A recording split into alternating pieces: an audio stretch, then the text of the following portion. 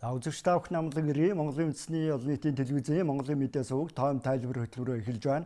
За энэ удаагийн хөтөлбөрөөр улсын хурлын чуулганы өнөөдрийн нэгдсэн хуралдаанаар улсын хурлын ээлжид сонгуулийн тойргийн зохион байгуулалтыг шийдвэр гаргахад холбогдох тайлбар хүргэе. За улсын хурлаас гаргасан тогтоолоор бол цаашид одоо 2024 оны улсын хурлын ээлжид сонгуулийн нийт 13 одоо тойрогтой байх зохицуултыг хийгээд байна. За 13 тойргийн 7 нь одоо аймаг орон нутагт 6 нь одоо Улаанбаатар хотын хэмжээнд зохион байгуулагдах юм аа. За одоогоор улсын хэмжээнд бол нийт 29 тойргийн зохион байгуулалттай байна. За аймагуудыг тойргуудын байдлаар одоо бүсчилсэн байдлаар зохицуулсан одоо мэдээллийг үзэгч та бүхэнд тодтхон хүргэе. За Аранханга, Баянхонгор, Өвөрхангай аймагуд нэг тойргийн зохион байгуулалтанд орохоор болж байна. За Говьлта, Завхан, Увс, Ховд аймаг нэг тойрог болно. За харин Баян-Улгийн аймаг одоо Дангаараа нэг тойргийн зохион байгуулалттай байх юм аа. За Булган, Орхон, Хөвсгөл аймаг мөн сонгуулийн нэг тойргийн зохион байгуулалтанд орж байна. За Дархан уул Сэлэнг, Төв аймгийг мөн одоо нэг тойрог. За Дорнод, Сүхбаатар, Хинтээ аймагуудыг нэг тойрог болголоо. За мөн Говьсөнбөр, Дорногов, Дундгов, Өмнөгов аймаг нэг тойргийн зохион байгуулалттай болж байна. За нийслэлийн хэмжээнд бас тойргуудын зохион байгуулалт хийгдэж байгаа. Тухайлбал Баянзүрхт үүрэг Дангараа нэг тойрог энэ зохион байгуулалттай байх юм. За Баянголд үүрэг мөн одоо нэг тойрог.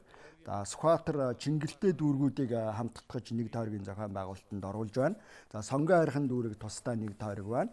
За Хаан уул дүүрэг мөн одоо нэг тойргийн зохион байгуулалттай байх юм. За харин Багнуур, Багханга, Налаах дүүргүүдийн хувьд одоо нэг тойргийн зохион байгуулалттай байхаар улсын хурал одоо холбогдох тогтоолыг батлан гаргаад байна. За тойрог томсгосноор одоо цаашид бас эерэг сөрөг одоо хоёр талтай гэдгийг одоо гишүүд тайлбарлаж байгаа. За ялангуяа парламентын төвшөнд улс орны хөгжлийн бодлогын чанартай асуудлуудыг шийдвэрлэхэд одоо чухал нөлөө үзүүлнэ. За жалга довны үзлээр хандахгүй байх, төсвийн одоо зарцуулалтыг тарамдуулахгүй байх чиглэлд бас бодит өөрчлөлт гарах боломжтой гэж гишүүд тайлбарлаж байгаа. За гэхдээ хүндрэлтэй зарим тал одоо байхыг үгүйсэхгүй байгаа. За тойрогт одоо нэр дэвшигчдийн хувьд бас зардал өндөр байх одоо магадaltaй гэж үзэж байна. За гэхдээ сонгуулийн одоо зардын дээд хэмжээг аудитын байгууллага тогтоодог. Цаашдаа аудитын байгууллага холбогдох шийдвэрийг гаргана гэсэн чиглэлтэй байгаа юм.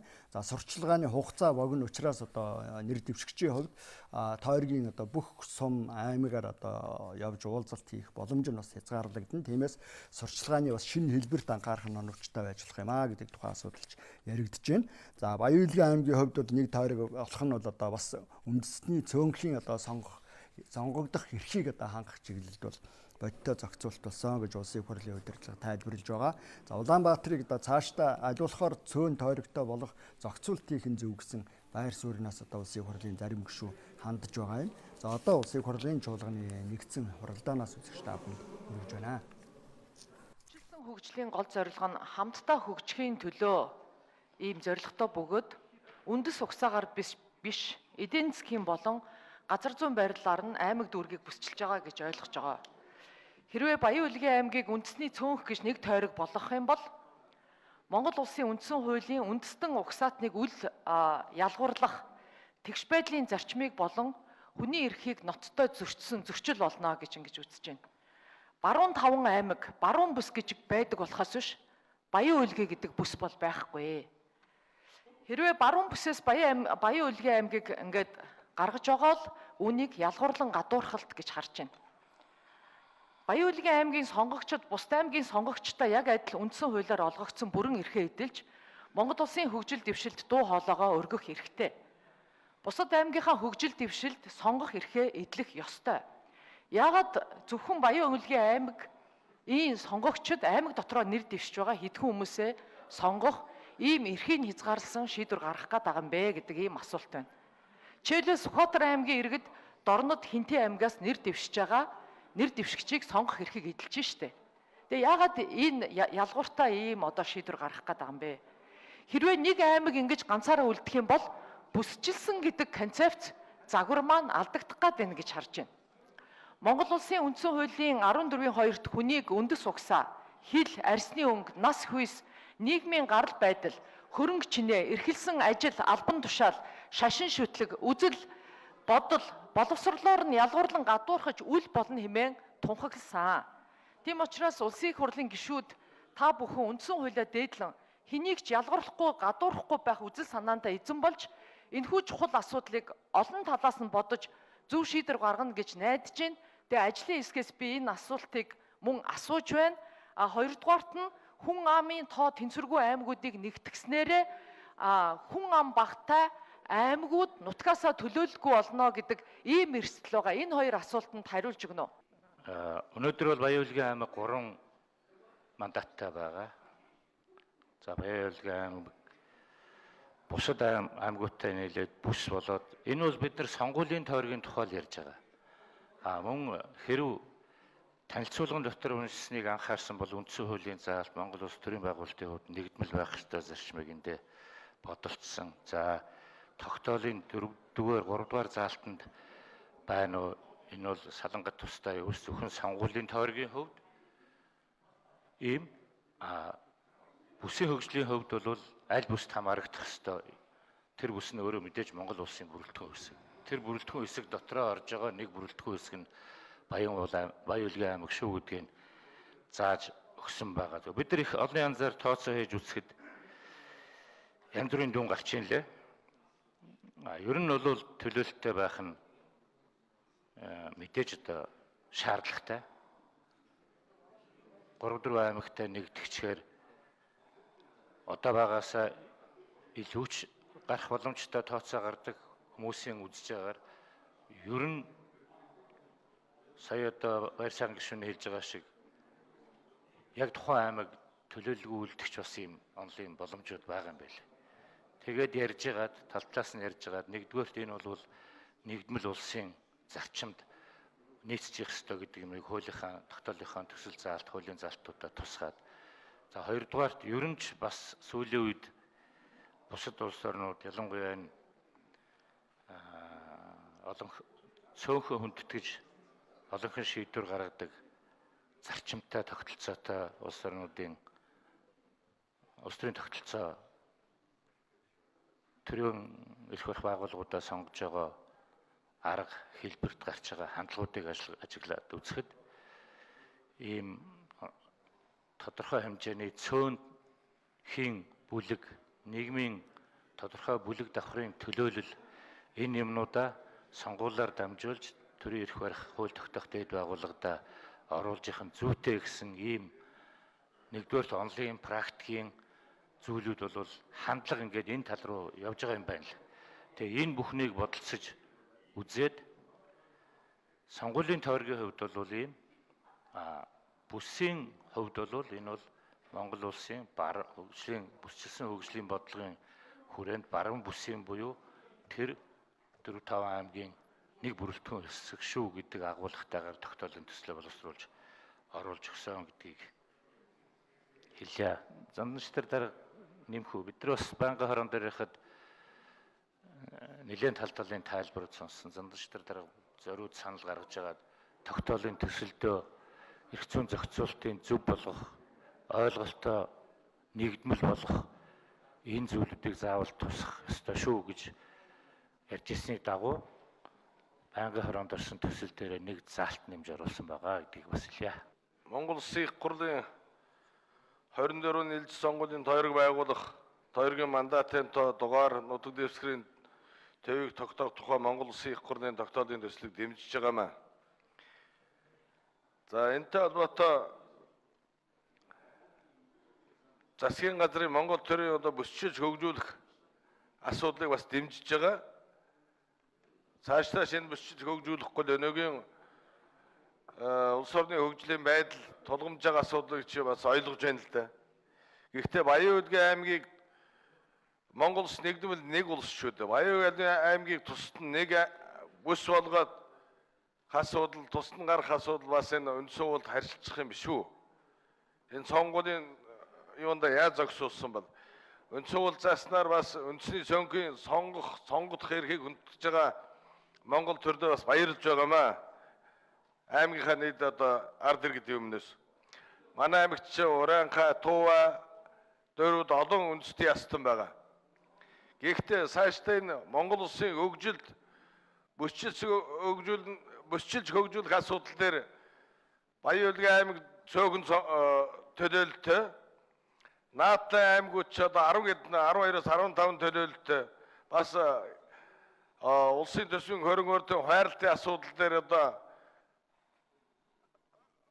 дутагдaltaй болчих юм бишээс.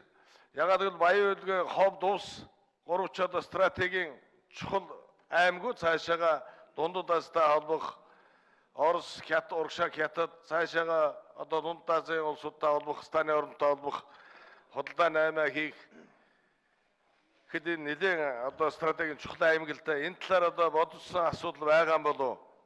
Энэ цаашдаа энэ нөгөө талаар баяр сайхан гишүүний ярьдгаар бас гадуурхал биш үү бас. Энийг бодож өснө үү гэж асууж байна. За энийг олон шатанд ярьсан. Намуудын удирдлагуудын хэмжээнд, их хурлын удирдлагын хэмжээнд, байнгын хором дээр ярьсан. Энэ бүгдэд нь одоо би өөрөө бас оролцож байсан. Тэндээс гарч байгаа тэнд гарсан ярианууд, шийдгсэн гарцуудын тухай хувилбарууд, ач холбогдол тал талаас нь ярьсан. Лав надад энд Баян Улгийн аймгийг гадуурхаж ийн гэдэг сэтгэл төрхөөр тийм сэдв яриа огт гараагүй байсан гişүнэ. Харин ч бид нар Монголын төрөөс Баян Улгийн аймаг казакуудын талаар явуулж ирсэн олон 10 жилийн түүх, түүний үр дүн, цаашдын ирээдүй энэ бүхнүүдийг тооцож үзээд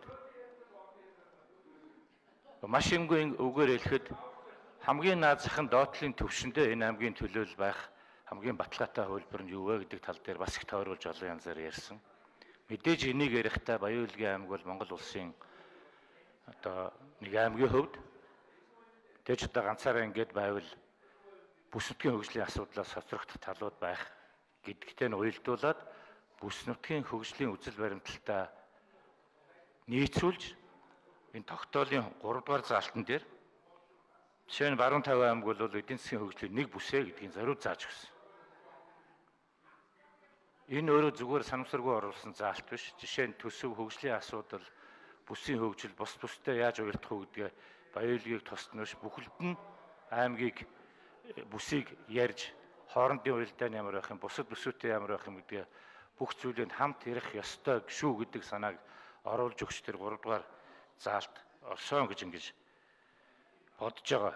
Давтаад хэлэхэд над бол тийм сэтгэл төрөөгүй, хилцсэн шийдвэр гаргасан байнгын хорооны гишүүдэд тийм сэтгэл төрөөгүй. Харин ч миний тэр ярианыхаа ихэнд хэлсэн энд бол бас нэг бусд одоо хөгжлийн чиг хандлага, бусд улсууд цөөнх бус тийм яаж үзэж яах гэдгээ хаашаа яаж харж шийдэж яах гэдгийг бүх байдлуудыг харж үзэж байгаад ийм санал оруулж байгаа. Би таны хэлсэнтэй санал нэг байна. Баян Улгийн аймаг өөрөө ганц казакуудаас бүрддэг аймаг биш. Тийм ээ? Тэнд Урианхай, Тува, Халахчууд бүгдээрээ л байна. Би түрүүн бас эхний тайлбартаа хэлсэн. 4-5 том аймаг одоо баруун бүсийн аймагуд нийлээд явхад аль аль талаар нь л одоо үр дүн гарч болох ийм тооцоонууд хийгдэж ийсэн шүү гэдгийг тийм ээ. Тэгэхээр одоо хамгийн наад зах нь одоогийн төлөөллийг бууруулахгүй байх үндэснээс бас энийг бодолцсон шүү л гэдгийг хэлэхээр байна. Улс төр нь өөрөө доктортой ээжж Монгол улс хөгжинэ. Тэгэхээр энэ томссон тогтолцоогоор явхад бол улс төрийн нэлээд доктортой байдал үүсэх болов гэж бодож байгаа. Гэвгэн дунтаж сэрээд гинт гинтийн цочмог санаанууд гаргаж одоо бужигнадаг юм зүйлүүд нь бол энэ Монголын төрд багаснаа гэж үзэж байна. Ингэж тэгэхээр Монгол улсын одоо улс төрийн байдлын докторжоод эхлвэл эдийн засгийн бодлогомж төр нийгмийн салбаруудад гарах шийдвэрүүд нь ч гэсэн ултаа даацтай ийм гарах болов гэсэн ийм бол одоо хүлээлт бол байгаа. Тийм учраас энэ их зөв тогтолцоо руу явж байна гэдгийг би хэлмээр байна. За дараагийн нэг асуулт байна. Улаанбаатар хот. Улаанбаатар хотын ирээдүйн хөгжил дэвшил бол энэ Улаанбаатар хотынхаа төлөвлөлтөй хөгжлийн бодлоготой хамаарч байх юм. Тэгэхээр дахиад нөгөө яг хуучин хэвээр нь ингээд жижигээр хуваацсан мэл дээ. Би бол дотор Улаанбаатар хотыг баруун бүс, Улаанбаатар хотын баруун, зүүн, хойд, өмнөд гэл 4 хуваачмаар санагдаад байгаа юм. Ингэж чадах юм бол Улаанбаатар хотын бүсүүдээр эрчим хүчний хангамжлууд, улааны хангамж асуудлууд нь шийдэгдэнэ. Энүүгээ дагаад одоо утааны асуудлууд шийдвэрлэгдэнэ. Метро, тойрог зам гэдэг энэ Улаанбаатар хотыг томоор нь харсан хөгжлийн асуудлууд өнөөдрийн ард иргэдийн одоо бухимдлын их үүсвэр болоод байгаа энэ төвчрэл утаа, ядуурл гэдэг энэ асуудлуудыг бүгднийг одоо зохицоор бодлогын үед нэг болгож байгаа шийдэх юм боломж та учраас Улаанбаатар хотоо зүгээр дөрв хуваагаад өмнөд хойд баруун зүүн гэдэг ингээд дөрв хуваагаад явуучвал болох уу гэдэг ийм зүйл бол байна. Ер нь бол урд нь дүүргүүд дотроо хуваагдсан тойргуудтай байсныг одоо энэ удаагийнхаар бол дүүргээр нь бүтнээр нэг болгоод оруулчихж байгаа. Өөрөөр хэлбэл дахиад жоохон томорч ийн гэсэн. За дээр нь жишээ нь Сүхбаатар Чингэлтэй хоёрыг ингээд нийлүүлсэн. Төв төр хойдлын хэсэг ингээд гэх мэтчлэн энэ бүсчилсэн хөгжлийн гэдэг юм уу тойргийг томсгох агуулгатай эхний алхмууд Улаанбаатарын хувьд хийгдцэн гэж ойлгож байгаа. Ер нь хотын хөгжлийн асуудлаар бүсчлэх үү, тэлэх үү, дагвар хоттой байх уу энэ зүйлүүдийг бол сүүлийн нэлээд олон жил ярьж байгаа. Алхмаар одоо зөв гэж үзвэл саяын таны хэлсэн шиг тийм хуваарууд одоо хийгдэж болох байлгүй дээ л гэж бодож байна. Монгол улс бол нэгдмэл улс аа. Монгол улсын үндсэн хууль зааснаар Монгол улс унитарны буюу нэгдмэл нэг засаглалтай улс. Бид үндэстэн яснаар хуваагдаж болохгүй. Тэр тусмаа бид одоо 3.5 сая хүн амтай хоёр том гүрний дунд оршдог улс. Тиймээс бид энэ сонгуулийн тухай хуулийн дээр улсын нэгдсэн бодлого нэгдмэл эрх хишгийг ярих нүхээс биш. Яс үндэс ярих нь туйлын буруу. Тиймээс Баян-Улгийн аймгийг салгаж нэг бүс болгож байгаа юм шиг буруу ярьж болохгүй. Баян-Улгийн аймаг харин ч бүсчилсэн интеграцлалтад орж бүс нутгийнхаа хөгжлийн том бодлогод хамрагдаж авах ёстой. Тэгж байж бид бүс нутгийн цаашлаад улсын хөгжил ярина. Ястан үндэстэн гэж ярих нь туйлын буруу. Бид цөөхөн хүн амтай асар удам нутаг дэвсгэртэй Монгол улс иргэдээ. Хүний эрхийг дээдлсэн улсаа. Цөөнхийн эрхийг дээдлсэн улсаа. Бид 48 гишүүнийг жагсаалтанд оруулж байгаа. Жагсаалтанд иргэдийн төлөөлөл бүрээс үндэстэн ястан мөрийн төлөөлөл орох ёстой. Ийм боломжууд байгаа. Ийм учраас улсын их хурлын гишүүд та бүхнийг сонгуулийн тойргийн асуудалд бид нэг Монгол гэдэг үгийг санаж улс суурьтай андаасаа гэж хүсэж байна. Ийм чагуулгаар улсын их хурлын тогтоолд 3 дугаар заалтыг нэмж оруулсан байгаа. Ингэж зөрчил хагарлыг дэврэх гэсэн үзэл санаагаар үндэсний аюулгүй байдалд харш өгөхлөгийг хэрэгжилж болохгүй гэдгийг сануулъя. За улсын их хурлын сонгуулийн тогтолцоог өөрчилж холимог системд шилжээд байгаа.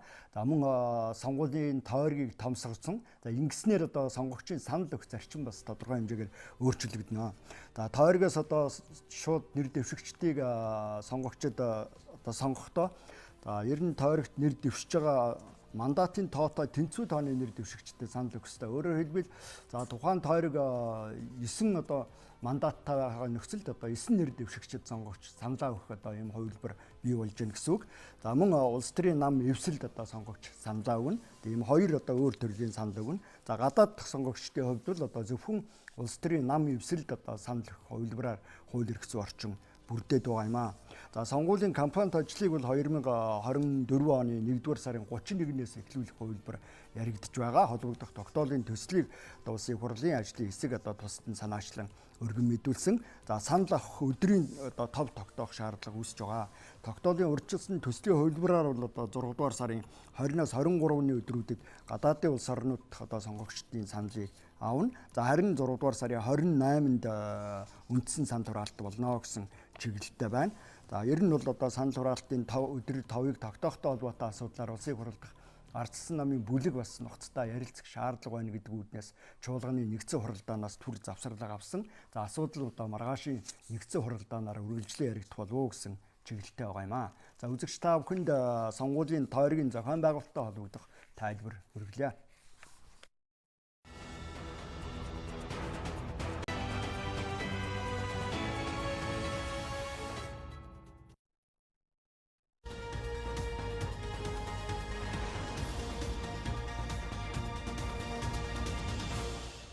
Hello, you're watching News Mongolia on MNB World, and I'm your host, Jargal Mahatufshin Jargal. With winter intensifying energy demand in Ulaanbaatar and Mongolia, we are reminding you to conserve electricity by unplugging appliances when idle. This straightforward practice not only saves energy, but also aids in cost management during peak periods. Your cooperation is appreciated during this critical time. Our top stories for today. Mongolian citizens born after April 11, 2012 will be granted ownership of 1,072 shares in Ertnes Town Толгой GSC. Severe winter conditions creep Mongolia, prompting urgent measures. The Sustainable Livelihood Tree project will be completed in 2023. For the news, stay with us. During its session on December 20, 2023, the Mongolian cabinet made significant decisions regarding the ownership structure of Ertnes Town Толгой GSC. The cabinet has proposed a draft resolution to the Parliament of Mongolia, aiming to adjust the shareholding structure in alignment with the principles of the Mongolian constitution. The Cabinet seeks to ensure equitable distribution of natural resource benefits among Mongolian citizens. To achieve this, they propose allocating 34% of the total shares of Ertnes Town Толгой GSC to Mongolian citizens. This allocation will cover not only current citizens but also future generations, including children born after April 11 of 2012, as well as individuals acquiring Mongolian citizenship in the future. As of today, Ertnes Mongolia LLC holds 81.5% of the shares, while approximately 2.5 million Mongolian citizens born before April 11, 2012 collectively own 18.44%. National enterprises retain ownership of the remaining 0.06% of shares. The draft resolution proposes granting 1,072 shares of Ertnes Town Толгой GSC to each Mongolian citizen born after April 11, 2012, who currently doesn't hold any shares. Additionally, ownership of shares in the company will be granted to every Mongolian citizen born on or after January 1st of 2024. According to Minister Amar Baysalan, the ownership will extend to 3.5 million citizens constituting 34% of shares. This means that 3,541,803 citizens of Mongolia will hold 34%, equivalent to 4.08 billion shares of Ertnes Town Толгой GSC. Consequently, state ownership will decrease to 65.9%. This decision reflects the government's commitment to fostering a more inclusive ownership structure, ensuring that the benefits of natural resources are shared more widely and equally among the entire Mongolian population. Mongolia is grappling with an exceptionally harsh winter, with 81% of its territory blanketed in snow. Deputy Prime Minister and head of the State Emergency Commission, Amar Sakhan, warns that the winter and the spring of 2023 to 2024 will be especially challenging, marked by biting cold, heavy snowfall, and snowstorms. This severe weather, identified as the worst drought in the past 2 decades, poses significant threats to herders and raises concerns for the agricultural sector, a vital component of the economy.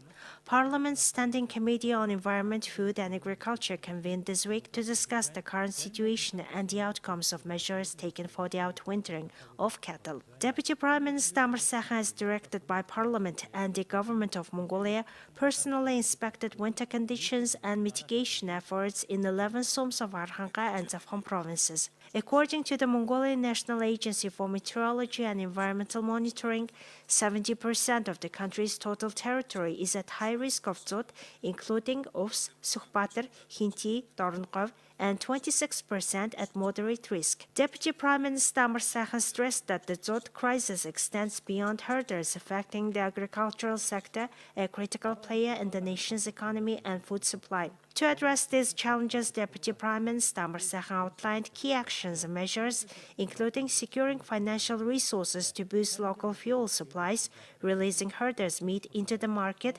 increasing the availability of the animal fodder, ensuring the readiness of health and public services during emergencies, preventing animal infectious diseases, and maintaining regular access to quality veterinary services. Moreover, the State Emergency Commission emphasizes the urgency of reducing or exempting taxes on essential goods like animal fodder, flour, and fuel imported through specific border ports, citing shortages and high transport costs. The SEC calls upon the Mongolian Customs General Administration to promptly address border and customs issues, urging relevant ministries to take immediate action to alleviate the situation. Mongolia began implementing the decentralization policy, ensuring a balance of regional and local development and creating budget planning with citizens' participation since the end of 1990. The Sustainable Livelihood 3 project, which has become an impetus for increasing citizen participation, will be concluded this year. The Sustainable Livelihood project has been implemented in 3 phases. Consequently, for the past 10 years, during January to June each year, the proposals were submitted to enhance the living environment with funding from the Local Development Fund. For instance, the Local Development Fund's performance in SOMS undergoes an annual evaluation. In the initial evaluation year of 2016, the average score of 330 indicators stood at 32%. Through comprehensive analysis, subsequent years saw the implementation of multifaceted activities, resulting in a notable improvement. By 2023, the average score for all indicators reached an impressive 71%, marking a successful achievement. When we look back 8 years ago, citizens' engagement was around 16%, and today citizens' engagement has reached over 80%. It means citizens are engaged in local budget expenditure-related issues. As part of the Sustainable Livelihood 3 project, more than 50,000 government employees were trained. In addition to the target group of 1.6 million local citizens, accessible information was distributed to some 3 million citizens nationwide. Multifaceted activities were organized to enhance citizen participation. The project also led to establishing and developing the management information system of the Local Development Fund and the LDF mobile phone application, facilitating the collection of proposals from citizens. Over the past 2 years, the application has garnered almost 600,000 electronic proposals. The government is committed to sustaining and further developing this vital infrastructure. The mining and mineral resources sector is responsible for generating the majority of the country's economy. This project has been implemented successfully over the past 10 years. This is a miniature version of the policy on how the local community can benefit from income generated through the mining industry. Decentralization, regional and local development discussions were held to review the achievements made within the framework of the Sustainable Livelihood Program over the past 20 years. The focus was on examining how to sustainably carry out these results in the future and introduce them to other sectors. Thank you for staying with us. Now let's take a look at currency exchange rates provided by Mongol Bank.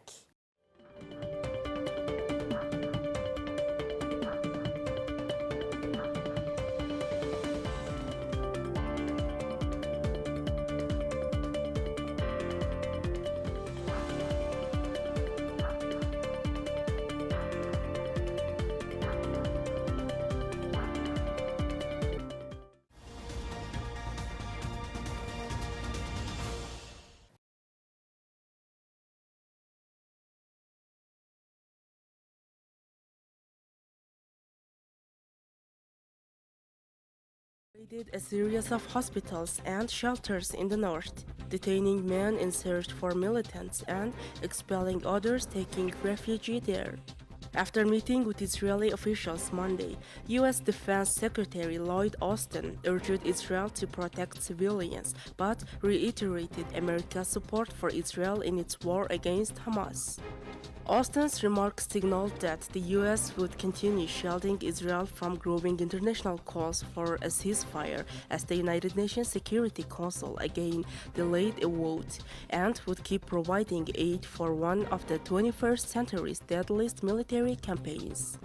Nearly 20,000 Palestinians have been killed, according to the Gaza Health Ministry, since Israel declared war on Hamas following its surprise attacks on October 7th that killed about 1,200 people, mostly civilians.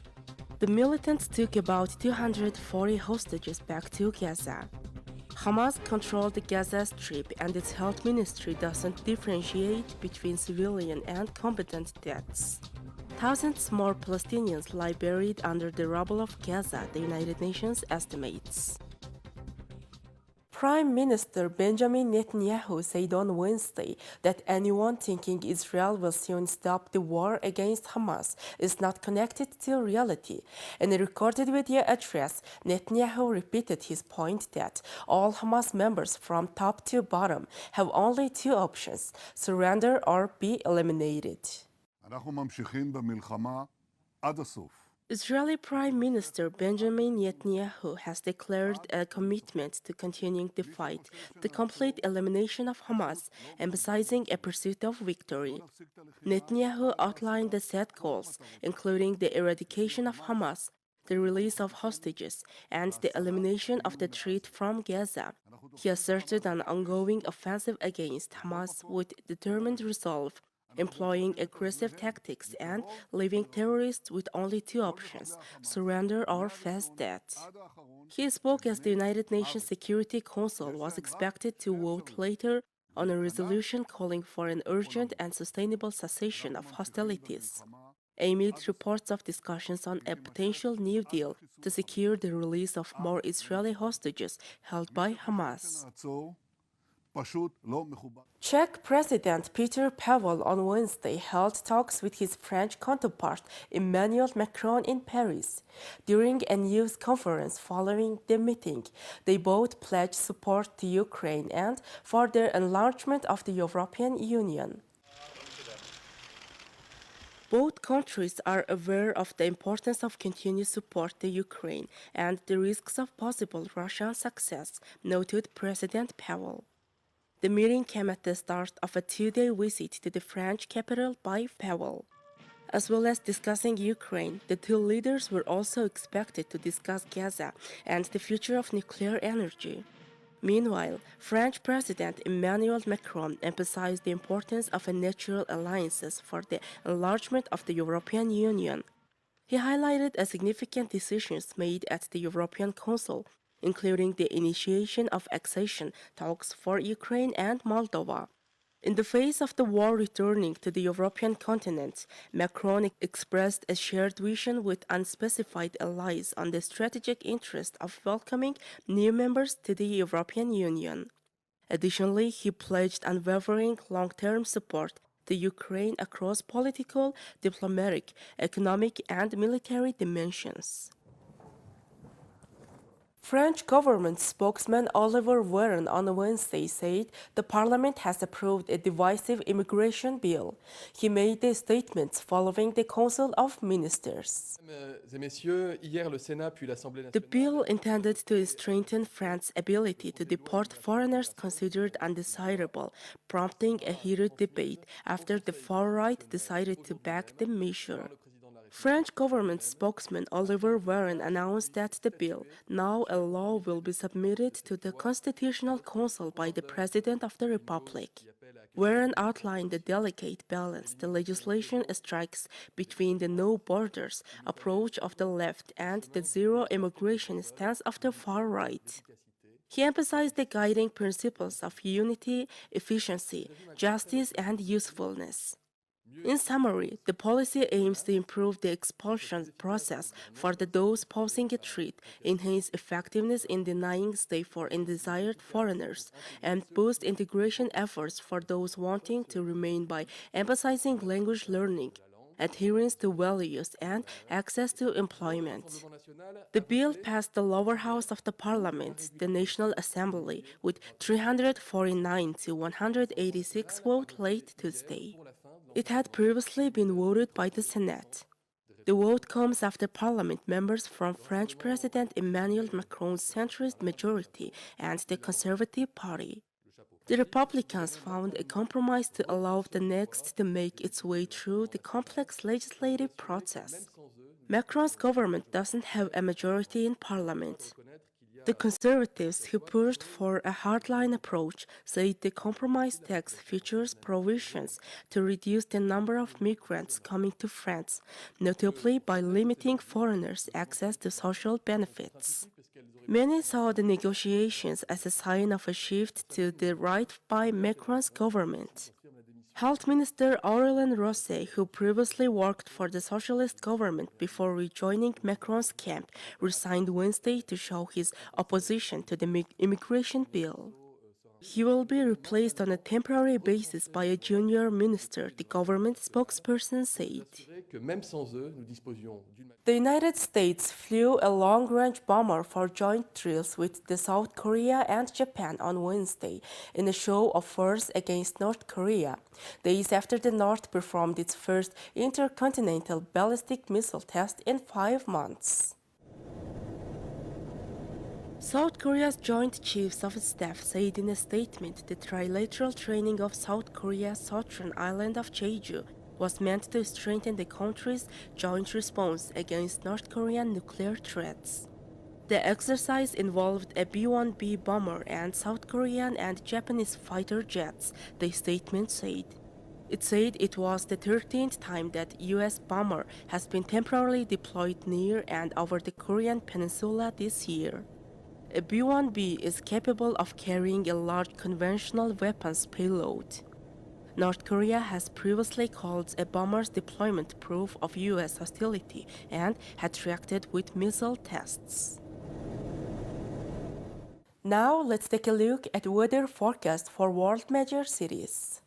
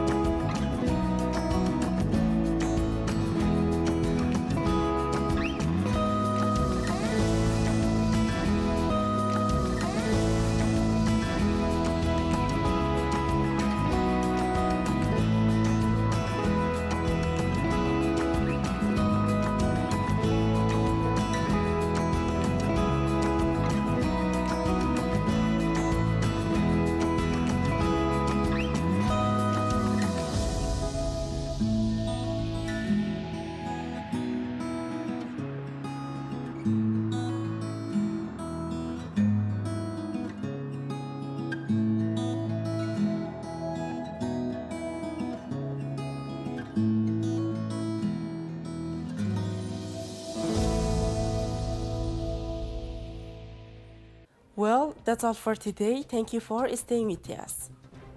We will see you tomorrow with more news and updates. Goodbye.